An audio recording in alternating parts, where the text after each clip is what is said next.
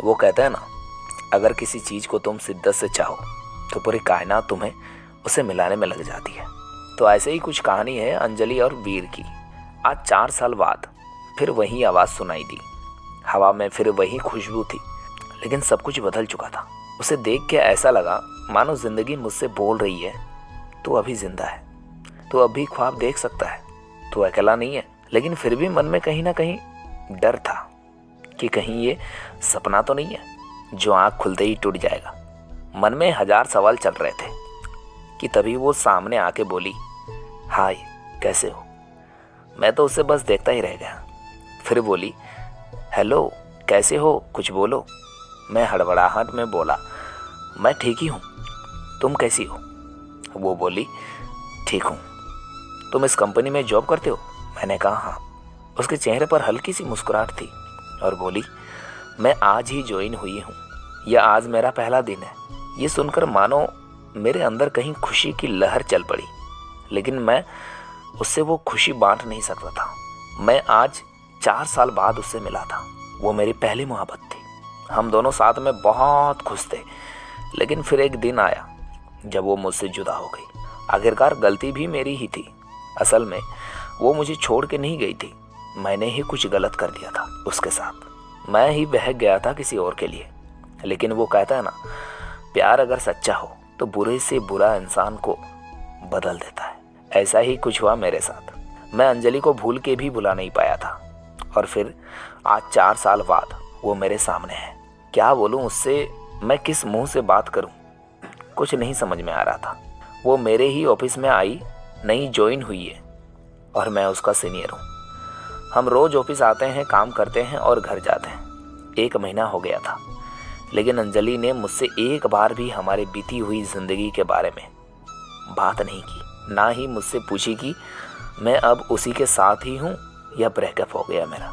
एक दिन जब शाम में ऑफिस से निकलने का टाइम हुआ तो बहुत बारिश हो रही थी और मेरे पास छाता नहीं था कि मैं बस स्टैंड तक जा भी सकूं। मैं ऑफिस में ही वेट कर रहा था बारिश रुकने के लिए। तभी अंजलि ऑफिस से निकल रही थी और मुझे बैठा देखकर पूछी, तुम्हें घर नहीं जाना। तो मैंने कहा, घर तो जाना है, लेकिन मैं आज छाता नहीं लाया और बाहर बहुत बारिश हो रही है, इसलिए वेट कर रहा हूँ रुकने के लिए। थोड़ा सा रुक के बोली, ठीक है, फिर मेरे पास छाता है, चाहो तो मैं तुम्हें बस स्टैंड तक छोड़ सकती हूँ। मैंने बिना कोई सोच विचार किए हाँ कह दिया और जल्दी से सब सामान रख के उसके साथ ऑफिस से निकला। बारिश इतनी तेज थी कि हम दोनों भीग गए थे बस स्टैंड आते आते, और बारिश की वजह से बस भी काफ़ी लेट थी। हम दोनों के बीच शांति थी, ना मैं कुछ बात कर पा रहा था ना वो कुछ बोल पा रही थी। फिर मैंने ही हिम्मत जुटा के पूछा कि क्या तुम्हारी शादी हो गई। वो हंस पड़ी और बोली, नहीं। ये सुनकर मेरे दिल को जो खुशी हुई ना, मैं उसे बता भी नहीं सकता। फिर कुछ देर बाद वो मुझसे पूछी, तुम्हारी हो गई। मैंने कहा नहीं। फिर थोड़ा रुक कर मुस्कुराते हुए पूछी, प्रीति का क्या हुआ। मैं थोड़ा शांत हो गया था और बोला, हम साथ नहीं हैं अभी। वो कुछ नहीं बोली, बस चुपचाप खड़ी थी। फिर मैंने बहुत हिम्मत जुटा के कहा कि अंजलि, मुझे माफ़ कर देना, मैंने तुम्हारे साथ बहुत गलत किया था। वो चुप ही थी, कुछ नहीं बोली। मैं भी चुप खड़ा था। फिर थोड़ी ही देर में बस आ गई और हम दोनों बस पे चढ़ गए। अगले दिन जब मैंने ऑफिस में अंजलि को देखा तो मुझे उससे पूछना था, क्या सोचा उसने, मुझे माफ़ किया कि नहीं, कैसे बात करूं उससे, यही सब सोच रहा था कि वो मेरे कैबिन में मुझे एक फ़ाइल देने आई। मैंने बिना कुछ सोचे उसे बोल दिया कि ऑफिस के बाद साथ में चलना, मुझे कुछ बात करनी है। वो बोली, क्या, हम अभी भी इधर बात कर सकते हैं। मैंने कहा नहीं, ऑफिस के बाद मिलना। वो बोली ठीक है और चली गई। मैं बस इंतज़ार कर रहा था कि कब 6 बजेंगे और मैं उससे बात कर पाऊंगा। टाइम जैसे थम ही गया था। 6 बज गया, सब एक एक करके निकल रहे थे ऑफिस से। फिर आखिर में मैं निकला और साथ में अंजलि भी थी। वो रुकी थी मेरे लिए। आज फिर हम साथ चल के गए बस स्टैंड और रास्ते में मैंने उससे पूछा कि कल का जवाब नहीं दिया तुमने। वो शांत ही थी। कुछ देर बाद फिर बोली, किस बात का जवाब, क्या जवाब दूं, गए तुम थे छोड़ के और अब मुझे फिर से वो सब कुछ नहीं चाहिए, तो कोई माफ़ी सवाल जवाब की बात नहीं बनती। मैंने उससे बहुत मनाने की कोशिश की, लेकिन वो नहीं मानी। 5 महीने हो गए थे हमें एक ही ऑफिस में काम करते हुए, लेकिन हम दोनों ही अब एक दूसरे से बात भी नहीं करते थे। उस दिन के बाद मैंने बहुत बार कोशिश किया कि अंजलि को मैं मना लूं, उससे ये कह सकूं कि हाँ, मुझसे गलती हो गई थी, लेकिन मैं तुम्हारे बिना नहीं रह पा रहा हूँ। तुम इस ऑफिस में ज्वाइन हुई उससे पहले से मैंने तुम्हें कांटेक्ट करने की कोशिश किया था, लेकिन नहीं हुआ। और जब तुम इस ऑफिस में आई तो मेरे खुशी का कोई ठिकाना नहीं रहा। लेकिन मुझसे तुमसे बात करने की हिम्मत ही नहीं होती थी। मुझे पता था कि तुम अब भी मुझे प्यार करती हो, लेकिन कहती नहीं हो।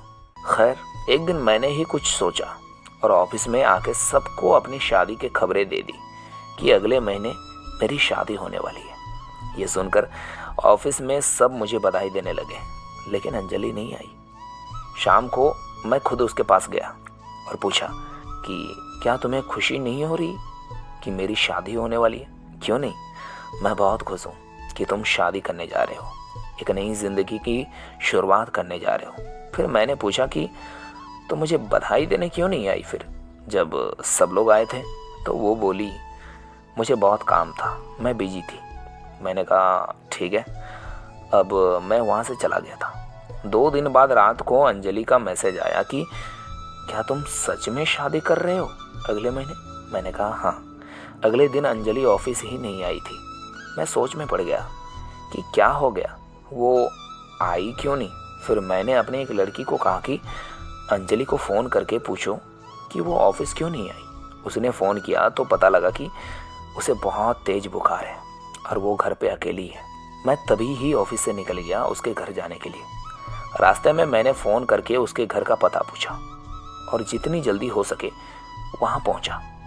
वहाँ जाके देखा तो वो अकेली थी और उसे बहुत ठंड लग रही थी, कंबल में सोई थी। मैं जल्दी से उसे उठा के अस्पताल लेके गया। शाम तक उसका बुखार ठीक हुआ तो डॉक्टर ने उसे मिलने की इजाज़त दी। मैं उसके पास बैठा था, वो सो रही थी। मैंने उसका हाथ अपने हाथ में लिया, फिर धीरे से उसकी आँख खुली। वो मुझे ही बस देख रही थी।